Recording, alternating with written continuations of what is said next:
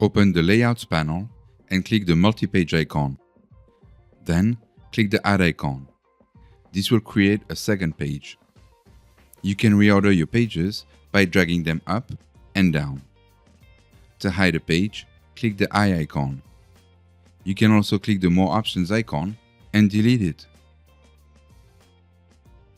If you resize a page, all of them will be resized simultaneously. Now, just start working on your design.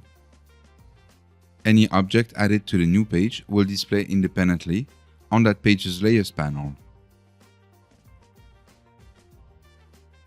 You can also copy-paste objects to the new page.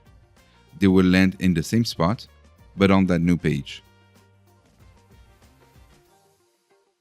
If your object is linked to a variable and/or an action, here, the QR code, the copied object will also be linked to that variable and/or action.